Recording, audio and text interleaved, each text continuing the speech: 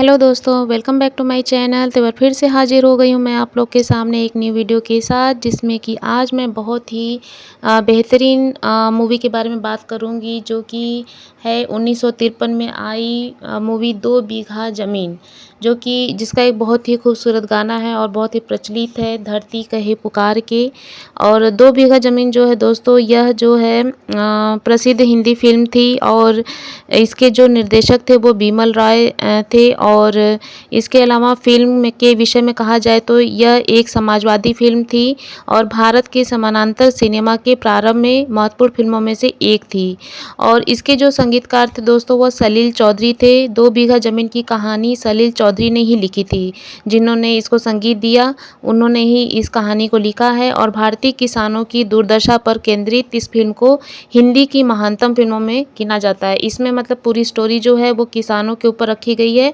और इसके अलावा दोस्तों आपको बता दें कि दो बीघा ज़मीन एक ऐसे गरीब किसान की कहानी है जो कि शहर चला जाता है।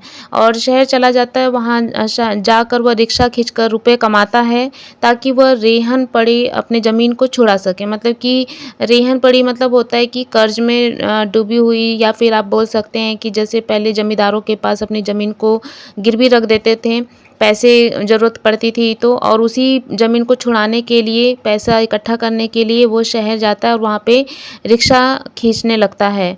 और उसके बाद दोस्तों गरीब किसान और रिक्शा चालक की भूमिका में जो थे वो बलराज साहनी थे, जो इन्होंने बहुत ही बेहतरीन अभिनय किया था। और व्यावसायिक तौर पर दो बीघा ज़मीन भले ही कुछ खास सफल नहीं रही हो उस समय, लेकिन इस फिल्म ने विमल दा की अंतर्राष्ट्रीय पहचान स्थापित कर दी।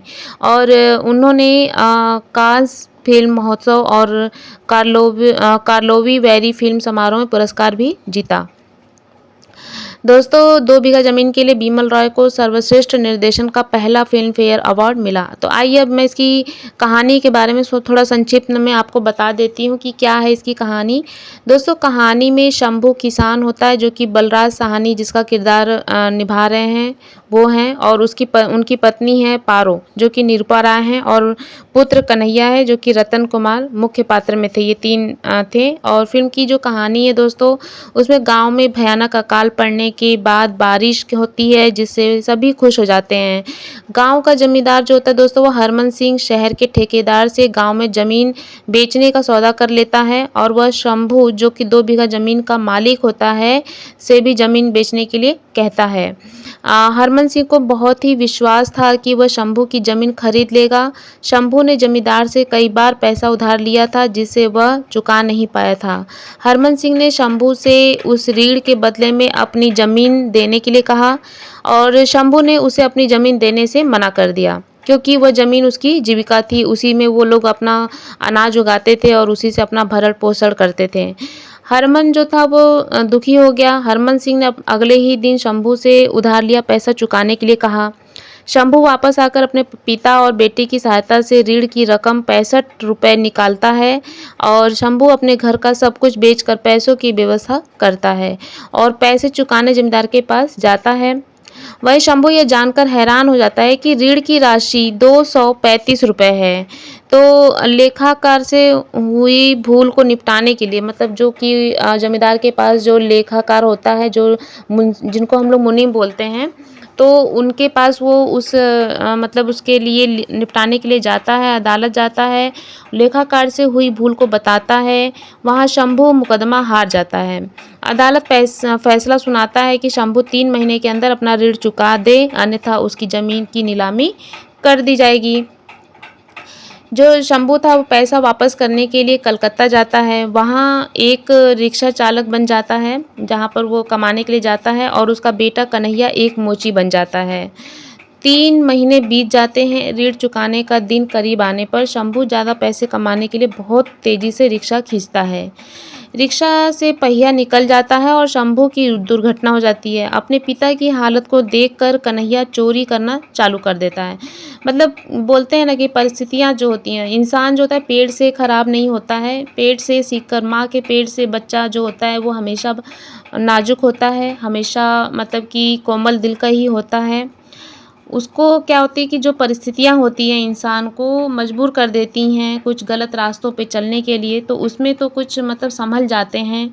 जिनको मार्गदर्शन अच्छा मिल जाता है वो सँभल जाते हैं, नहीं तो अन्यथा वो बिगड़ ही जाते हैं। जैसा कि अभी आप इस मूवी में दिखाया गया है कि जो कन्हैया है वो अपने पिता की दुर्घटना को देखकर और घर पे इतनी आई बड़ी विपदा को देखकर और मतलब वो काफ़ी होपलेस हो जाता है और वो जो उसका राह था वो भटक जाता है।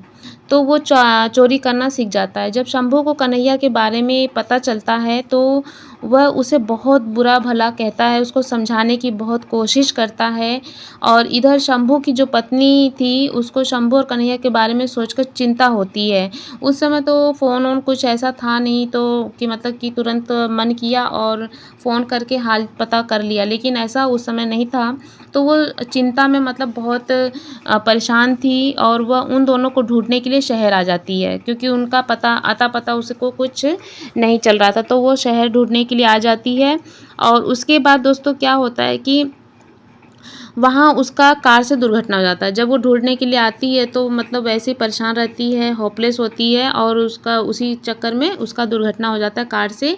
शंभू सारा जमा किया हुआ पैसा उसके इलाज में लगा देता है। परिस्थितियाँ देखिए कैसे मतलब मोड़ लेती हैं, ये रियलिटी बेस्ड है दोस्तों और ऐसी ही स्थितियाँ इंसानों के जीवन में भी कभी-कभी आ जाती है जब ग्रह नक्षत्र साथ नहीं देते हैं। तो ऐसे ही होता है, कहाँ वो गया था कमाने के लिए अपनी गिरवी रखी ज़मीन को छुड़ाने के लिए, फिर ऐसी-ऐसी स्थिति बन जाती है कि उसके जो भी बचे-खुचे पैसे उसने जमा किए थे अपने ज़मीन के लिए, वो सारा कुछ जो था अपनी पत्नी की दुर्घटना के इलाज में लगा देता है। गाँव में शंभू की ज़मीन की नीलामी हो जाती है क्योंकि समय जो था वो निकल चुका था क्योंकि शंभू पैसा चुका नहीं पाया था और समय जो था वो चला गया था।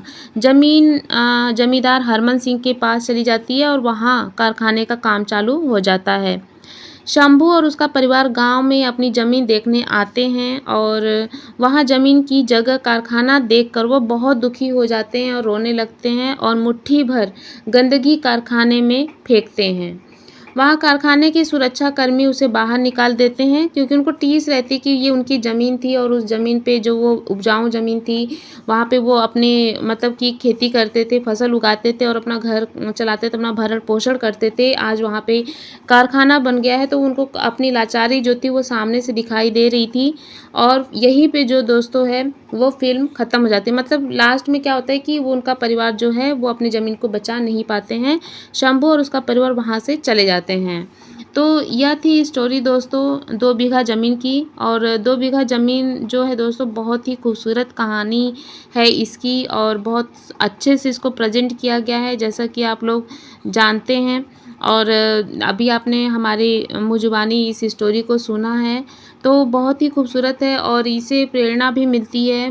पहले की जो मूवीज़ थी उनमें मूवीज़ तो अभी भी जो बनती हैं कुछ-कुछ उसमें अभी आजकल में तो उतना नहीं है लेकिन कुछ-कुछ फ़िल्में अभी भी बनती हैं जो कि मोटिवेटिव होती हैं, हमें प्रेरणा देती हैं कि हमें लाइफ़ में किस तरह से स्ट्रगल करना चाहिए, कैसे हमें मतलब कि अपने जीविका को चलाने के लिए कैसे स्ट्रगल करना चाहिए और कैसी सोच रखनी चाहिए। ये नहीं है कि परिस्थितियाँ बिगड़ गई तो आप गलत रास्ते को चुन लें। गलत रास्ता जब भी आप चुनेंगे उसका जो अंत है वो कभी भी सुखद नहीं होता है।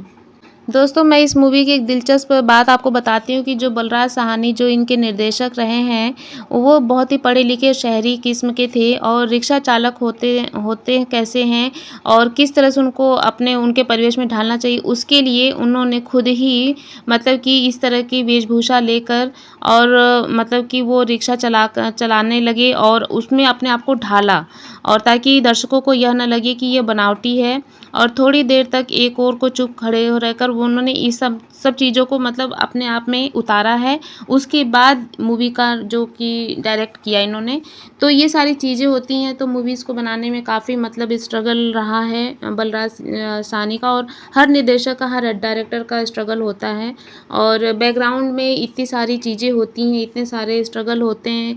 हम तो क्या सामने से पर्दे पर देखते हैं पर उसके पीछे की जो टीम होती है वो कितना हार्ड वर्क करती है, ये तो आप सभी लोग जानते हैं। अगर आप देखेंगे तो आपको कहीं न कहीं पता लगेगा। तो जानकारी को यहीं पे एंड करते हैं, मिलते हैं अपने एक नए वीडियो के साथ। तब तक के लिए बाय बाय, सी यू।